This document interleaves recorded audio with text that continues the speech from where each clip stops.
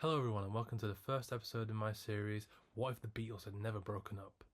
I know, I've never heard that concept before. Anyway, this is episode 1, as I've already said, and we're starting with their 1970 album, imaginary 1970 album, All Things Must Pass. So how did they get All Things Must Pass? Well, it should be important to note that unlike in our timelines, where Yellow Submarine is released as an album and Get Back Project is released as Let It Be. In my version of things, Yellow Submarine is released in the original EP format it was meant to be released in, and Get Back is in its original Glyn Johns mix. I know his name. It's Glyn Johns. I don't know why I struggled there, but Glyn Johns mix in 1969, May-ish of 1969, and it's like January 1969 for Yellow Submarine EP. But anyway, that's how it happens. And then Abbey Road happens in September anyway. That's always going to happen because we're never going to live in a world without Abbey Road. Come on. So basically, in the aftermath of Abbey Road, the Beatles have the famous meeting that we're now aware of, where they talk about making a more even split for John, Paul and George, and maybe Ringo gets 1 or 2 songs in there. Spoilers, in this album, he doesn't. Sorry, Ringo. But yeah, so it would be an equal split of 4-4-4, or, well, how I've had it is 5-5-4. So you can have that 14-track album, like in the good old days, and then you can have 5 from either Paul, John, or George, then another 5 from Paul, John, or George, and then the last 4 being either Paul, John, or George. Depends on the sort of ratio of the album in terms of good songs. For example, this one would be a 5 for George, 5 for John, 4 for Paul. But we'll get into the tracks in a bit. We'll just talk. Right now, I'm vamping. I'm vamping. Okay. So we're just talking about. Okay. So this is a bad video. So that's all of that sort of stuff in place so you're aware of the rules of my idea here. Because ideas are meant to have rules, because that's why would you have fun with an idea? You've got to have rules. Fun. So after agreeing to, in this universe, a 5-5-4 split, and maybe Ringo gets one in there at some point, we'll see. We'll have to watch the next episode. It's not in the next episode either. I'm sorry, Ringo, you're not in an album either. In fact, wait till 1973. That'll be the good one. But we're in 1970 right now. So yeah, 5-5-4 split. They become more mended again after being fractured for a couple of years there, basically from when Brian Epstein died. So they're becoming more as one as a group now that they're more shared, equal. The Beatles are outputting, not just Paul of the Beatles, John of the Beatles, George of the Beatles. It's the Beatles. It's a group effort. Yes, team. I even like saying the word team. So yeah, they're now more of a united partnership. So they start doing sessions for this album that I'm envisioning, and the first sort of things from these sessions is the first single, which is released about March of 1970, which is the Instant Karma single. It's backed with Ooh You from the McCartney album, because I think that's a nice track. But I didn't really want to put it on the album because I think it's a nice track, and Instant Karma is obviously a great track. Yeah, so that's March of 1970. Then there's Dead Air until about October, call it Halloween or something. Basically 1 year on from the release of the Something single, or the double A side of Something and Come Together, we get another single, and that single is, hopefully I add in the sound effects of the drum roll, because otherwise I would look really stupid. My Sweet Lord. Obviously My Sweet Lord. Although some people don't want to include it as a Beatles song, because they think they wouldn't really have a sort of that outwardly religious song. George did quite a few religious-y things. I suppose he didn't go to the point of Hallelujah, Hare Krishna, but he was getting there. So I think this was all built up to this, My Sweet Lord. But what's it backed with? Hold On. Of course.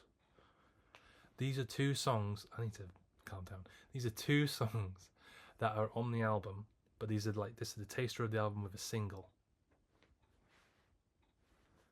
My Sweet Lord hold on. And if you couldn't tell by the thumbnail, I also made an album art for this album, and I'm going to do for the other albums, and maybe an EP that I might have done as well, maybe a live album. Who knows? I mean, I do, but who knows? I do. You don't, I do, but we'll get into that. I know more than you do. I need to stop. So there's an album art that I've done, and you'll see it in the thumbnail, and I'll give you a proper look at it later on. But right now we're going to talk about the track listing. This is the big part of all these sort of what if fantasy Beatles albums, is the actual track listing. What songs do you put on the album? What songs have I put on the album? I'll tell you. If you just like relax for like 2 seconds, you know, you're starting to scare me, to be honest. Thank you. We kick things off with a song that George wrote when he left the Beatles about, well, when I'm filming this, a few days after the anniversary of him leaving the Beatles for a bit during the Get Back sessions, which we see in the Get Back documentary. And that song is Wah Wah. It's a good opener, and even though it's a bit, maybe might be a bit contentious in the group, because obviously it's about him being like, oh, I'm fed up of you lot. I still think they'd be like, oh, it's a great song though. It's a fucking great song with the wah wah pedal, wah wah impressions. It's just a great song. But that's how we kick off the album, and then we go into a bit more of another kind of like, oh, sod yous lot, doing me. This one's from Paul, and it's Every Night. Another great song. Just, you know, again, sort of the same themes of like, I don't like you right now, but I will like, you know, whatever. Yeah. Does that make sense? Probably not. The next song, again, following the themes of like, I need to be away from you, or I don't like you right now, you know, just fuck off. Like with the band, and then just being with himself or with him and his wife, Yoko Ono, knowing who it could be. Hold On by John, which was the B-side from the single I talked about earlier. So yeah, another one, but more softer tones than the last two. Every Night, well, Wah Wah's really harsh, sort of hard rocker. Every Night's not quite as hard, but it's still quite, you know, strong beat to it. Hold On's very mellow. So yeah, and we're continuing on that mellow stuff with A Ballad of Sir Frankie Crisp from George. Another. Oh, right, obviously, all these songs I'm going to talk about are great songs.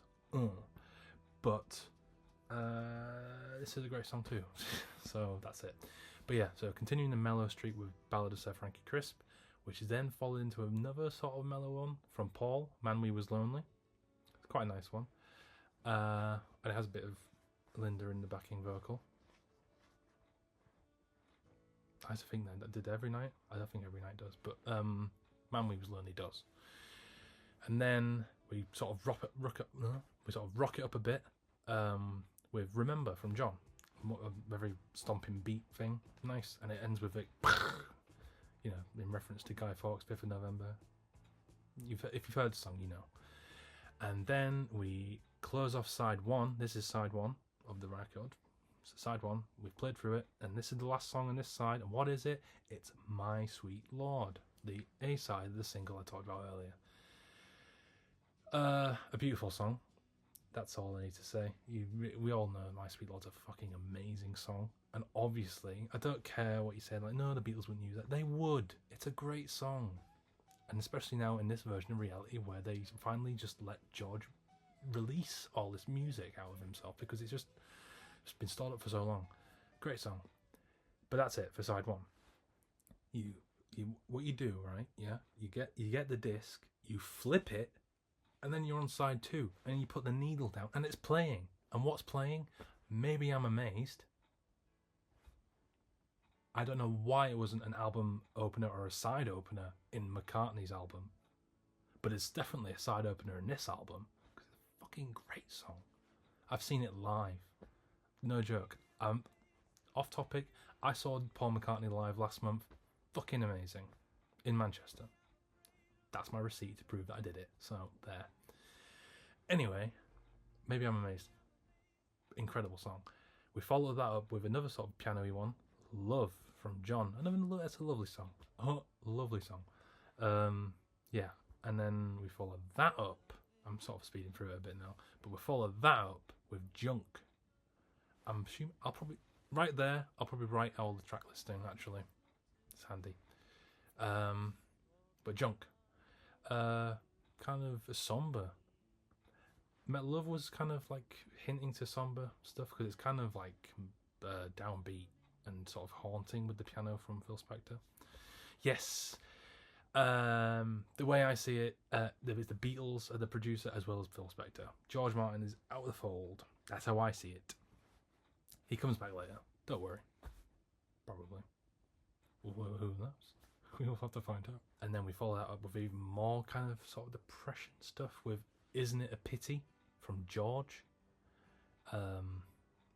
Yeah, it's kind of also talking about the Beatles sort of thing. Oh, isn't it a pity? Isn't it a shame? But yeah, sort of downbeat again. Obviously, my view of an album is that the first half is like fun, happy rockers, and then the second half is where you sort of go introspective. I use the Beach Boys Today model of album sequencing for my stuff in my head. So Isn't It a Pity? Obviously, it's a big track. It's 7 minutes long. It's the version 1 I'm using, obviously, because version 2 is good, but it's not the same as version 1. So I'm using the longer version, which makes it a bit of a tighter squeeze to fit onto a vinyl, but it works. It does work. We follow that up with even more kind of like downbeat and the first use of explicit language in a Beatles song. That's a clue for what I'm about to say in 2 seconds. Working Class Hero from John. You know, acoustic, sort of kind of spiteful song, which again, it would probably be contentious to include a song like that in a Beatles album, but we've got to understand that at this point they're not the Beatles from 1964, they're the Beatles of 1970. It's a different image, sound. This is a different decade for them. This is a decade that they really never were in, because the last album they recorded, Abbey Road, was 69. That's that, it's end of the era. So you move on from that into the 70s, where they just become more political. They do become political, I'll tell you that. John mostly, but a bit of George and a smidgen of Paul, political. Ringo's there, as usual. He's just sort of there. Great drummer, but he's just sort of there. He's not actually doing any of it. Working Class Hero. We followed that on with another John song, bit of back-to-back John, Isolation, which is a really downbeat song about, well, isolation, obviously. But we can't end an album on such a downbeat tone. We've got to lift our spirits up with something. But what song could the last song on side 2 of the 1-disc album All Things Must Pass by the Beatles in 1970 be? It's All Things Must Pass, obviously.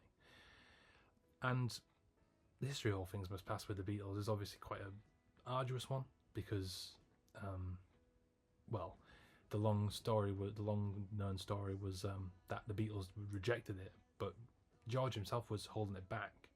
So I think with the new, like, sort of positive attitude going forward with the Beatles and the new, like, direction they were going, that he would be like, okay, it's finally time. We're going to get this song down and we're getting it out there, and it's going to be the title track of our new album of the 1970s. I fucking love George Harrison. I just need to say that, because he's my favorite Beatle. He's my favorite Beatle. I wish I could have seen him live. Nothing, I'm glad I saw Paul, but I wish I saw George. George would have been good. Anyway, that's the album. That's the track list. But before we wrap things up, I'm going to show you the album art. So if I just, okay, yeah, let's move it. There it is. That's the album art. I made it. I quite like it, obviously, because I made it. But it's nice. It's kind of awkward because it's not, obviously, it's a composite image. But it shows the band together in 1970. Not really, because it's not a real image. But yeah, that's just, it's a nice sort of like farmy, homey sort of feel, which I think is quite an apt album art. And obviously it takes off the the original album art for George Harrison's All Things Must Pass. So it's based on that, and it just sort of does the Beatles version, and it kind of like the Beach Boys 1970 album Sunflower. It kind of feels like that. It's just kind of the band together, a bit awkward because they don't know, you know, it's a new direction they're going. But yeah, I think it's good. And that's it for the video. This has been a bit of a mess of a video, but as long as I've managed to get across my ideas and that you like them, I'll be happy. Hopefully you'll be happy. You could even like maybe like and subscribe and like all that shit, you know what I mean? Just do it. It's free. It's true. It's free. That's the end of the video. Episode 1 done. I've been working on this, right? I've been working on this concept since about 2022, if not before. But this video I've been building up for months and months and months, and the only reason I'm doing it like this now is because I'll never do it. I'll never do it. So it's coming to you in a bit more of a hodgepodge way than I'd liked. I had it all scripted. I was going to do a proper video. Didn't do that. I'm lazy and life gets in the way. So I'm just doing it like this so I get my ideas out. I'm being a bit too real with you right now, but this is just how it is. I'm just telling you what happened. Yeah. Oh, can you tell I'm a bit tired and stressed? Maybe. So that's the end of the video. Join me next time. Hopefully not in many months or years. Hopefully in the next couple of weeks. Well, maybe even sooner. We'll try. Because I've got the concepts down for this album, the next album, the EP, and the basis of a live album. And then after that, I need to get on with the other ones, really. But I can, yeah. I don't know why I'm telling you all this. But yeah, so join me again next time when I talk about the next album in this series, which I'm not telling you the title of because I'm not spoiling it for you. So there. Hint, hint. It's not going to be called Imagine. It was at one point, but it's not going to be called Imagine anymore. It's got a better name now. So, yeah. But yeah, that was All Things Must Pass. No, that was All Things Must Pass. And I hope you liked it. Thank you for watching. Bye-bye.